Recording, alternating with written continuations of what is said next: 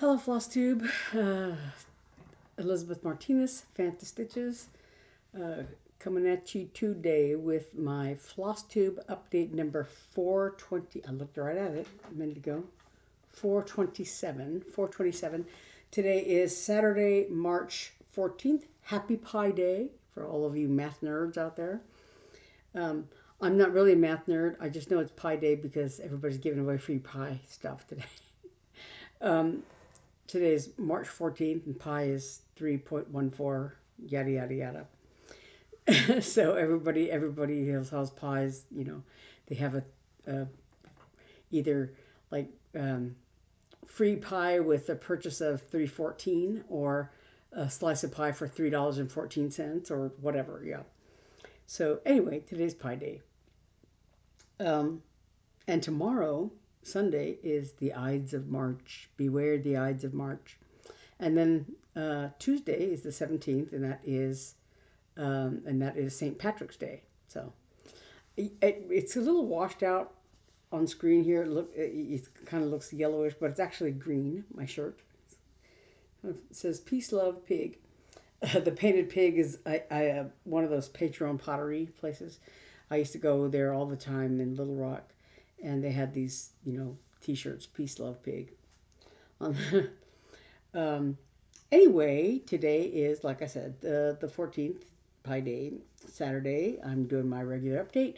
So, I really don't have much to talk about. Just um, last Saturday, I was almost finished with the Ferret. This is Cottage Garden Samplings, A Year in the Woods.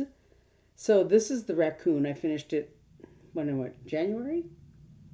Um, yeah, it was one of my January WIPGO calls. So I finished that. And this is the ferret. I had last week, I had finished the ferret himself. I had finished some time ago, last time I worked on it, whatever. And this earlier this month, just I had done one of the flowers and I think part of another one. So I finished the flowers and the fronds and everything. And you can't, it's hard to see them, but there's little, plus sign little things like that all over the place. Um, and so I did all of those. So I finished the ferret I think on Sunday, I think I finished it.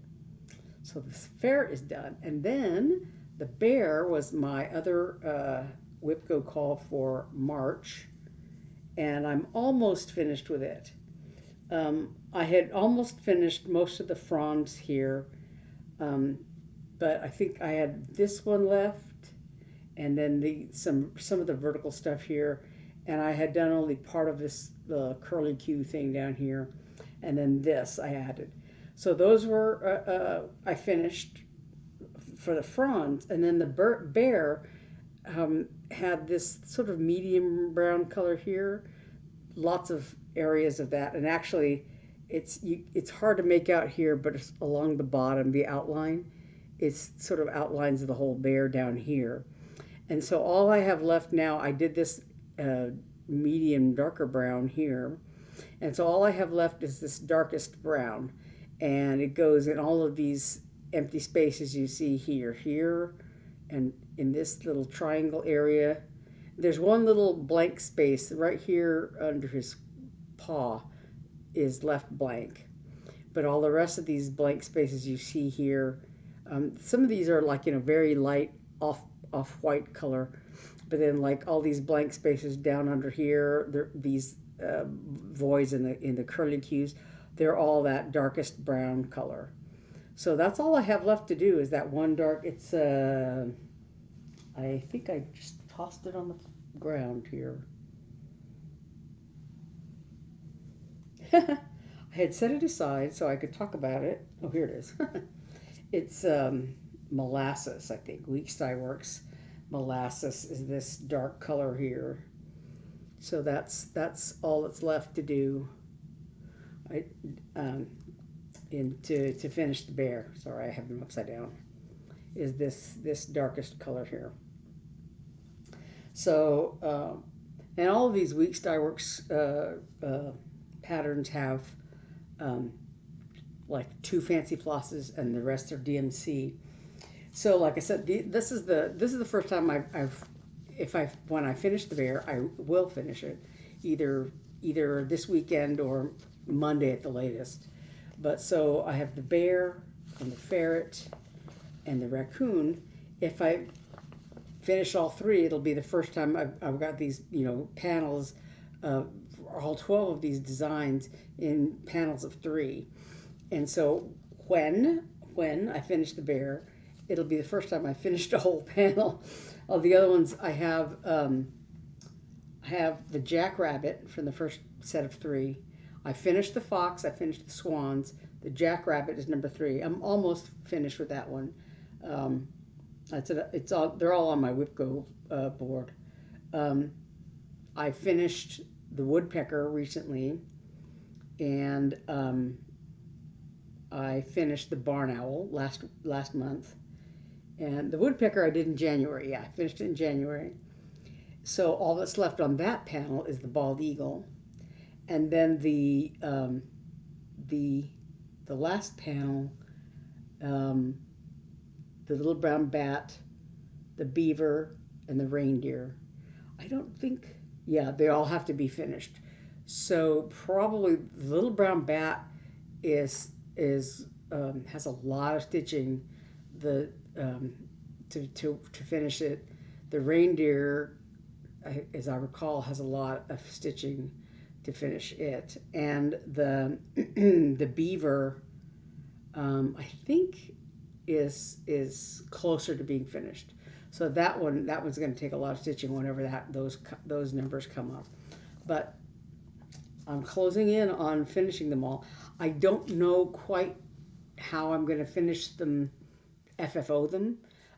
They all have like I made up a little border around them to stitch around them, and I think I talked about this last week. I think about how the border that comes here between the ferret and the bear, I sort of miscalculated something in there, and so when I finish it, I'm right here on that little border.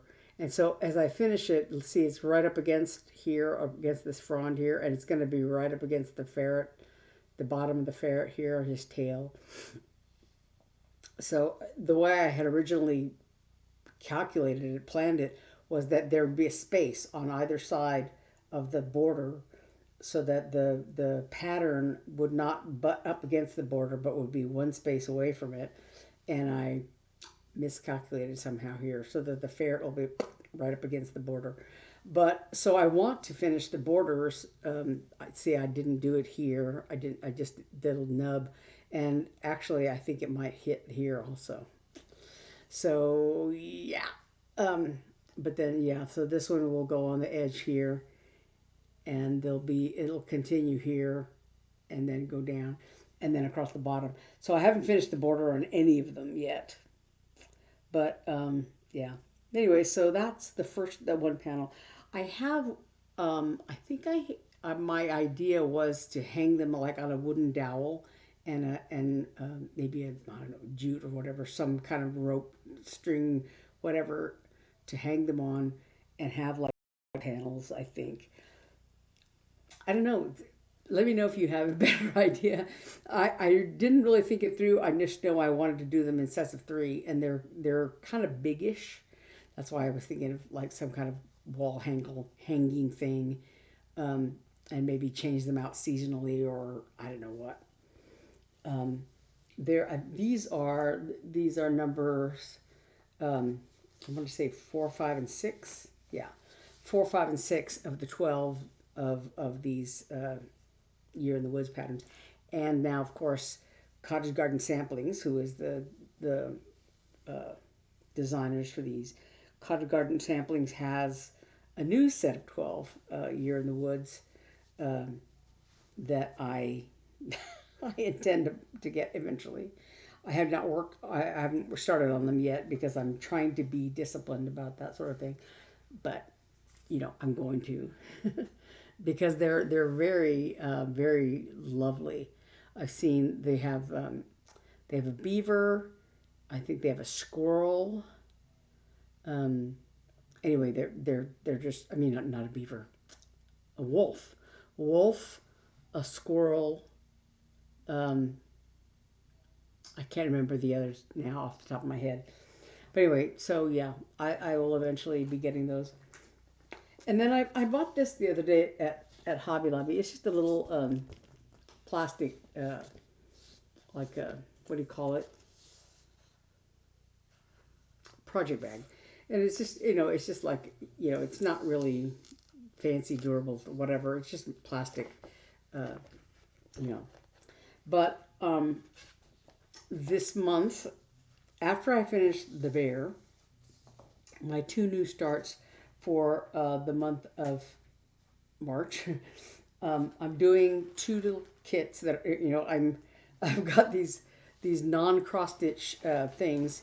Last month I did a little bit, started on a diamond painting kit, and I have another diamond painting kit on my WIPGO board. Um, but I have a crochet dinosaur kit that I bought. I haven't started yet. That's another one of my WIPGO things. The owl kit I did in January, and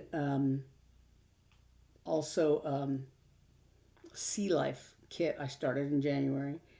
And in February, I had the quilted poinsettia that was just a new start, and the diamond painting elephant, the first one.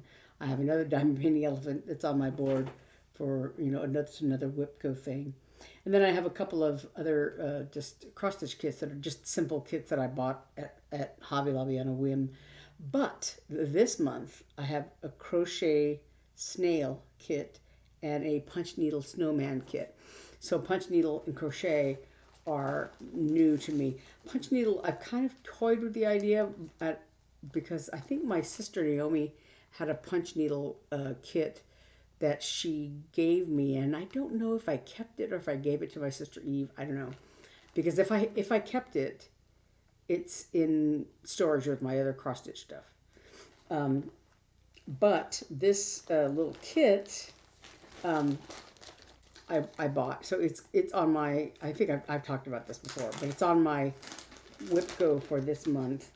And so I just opened up the kit and this is the yarn, the white yarn, and there's some other colors in here for the on this face. Yeah. So it came with this white yarn, the black yarn, and the orange yarn for his nose, and then all this stuff on the hat is all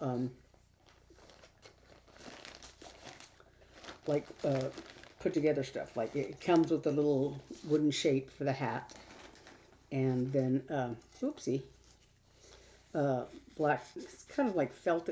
I think it's sticky that goes on this wooden shape, and then various kinds of trim. Um, this is also sticky. Has a little sticky back thing on it, and some rickrack. These are all like self stick on things. A jute string for a hanger, and it comes with a little hoop and a punch needle and stuff like that. So and it comes with little pom poms too to make it like the little pom pom decorations on his hat. These little pink like you make a little flower thing on his hat. So anyway, that's all in the kit. So I have to be brave about doing punch needle. I felt like, I watched one of Vanna's tutorials about it, and I felt like I kind of, understood it, but I had never, I was kind of chicken about like transferring the like in my punch needle and print stitcher magazine, there's a lot of great punch needle patterns on there, but you kind of have to like hold it up to the window or a light box and trace it on the fabric or whatever that you're going to use it, and then do the punch needle. And I was always chicken about that. But this, I don't know if you can see, if the plastic's in the way, but this fabric has the design already printed on there. That's kind of good for me. And then the other thing is, of course, again, I talked about this before, the crochet snail, and I did open this box up, and I'm not going to pull it out now, but it has all the yarn, and it has the little safety eye things, and stuffing and all that stuff for it. So that's going to be my one of those two things are going to be my next projects in the coming weeks for the rest of the month of March. Yeah, and then I'll prepare for whatever comes up in April. But anyway, the other thing that I did was this is fun. This is not cross stitch related either, but I talked about the little poem, uh, the my heart, my love, she is a kitten, and my heart's a ball of string. Um, but I was thinking about that because of this kitten Hippo. So I decided to go ahead and become a donor to the Orphan Kitten Club. This is Hannah Shaw, Kitten Lady. She runs this organization called the Orphan Kitten Club, and there's chapters of it, I guess you would call them, all over the country, and even in other countries, I think. But anyway, they're dedicated to foster care for kittens, because typically in cat shelters, they don't have somebody working overnight, and so kittens under a certain age are not gonna, who have to be fed every few hours or whatever, they're not going to survive the night because there's nobody there to care for them. And so if you want to help these kittens survive, you have to volunteer to foster and things like that. And most shelters will provide you with whatever you need, and certainly the Orphan Kitten Club. It helps if your donations help to provide surgeries and things like that. So Hippo, I don't know if I talked about this before, but Hippo was a kitten that was born. The mother cat came in, I guess, pregnant and had her babies, and she had three kittens. And the mother cat is a domestic short hair gray cat, and she had three kittens. One of them had short hair like her. Another one had long hair, longish hair, longer hair, and then Hippo that had no hair. And the hairless kitten, the Sphinx, they're called Sphinx kittens. It's a genetic thing that any kind of cat can have. I guess any kind of cat can have a hairless cat. It's a genetic mutation, but they've been bred for that so that you could hit. You'll have a Sphinx cat mated with another Sphinx cat, and they'll have Sphinx kittens. And as it turns out, Hippo's mother carries the recessive gene, and apparently the father that she mated with also carried the recessive gene, because the other kittens she had also all had this recessive hairless gene.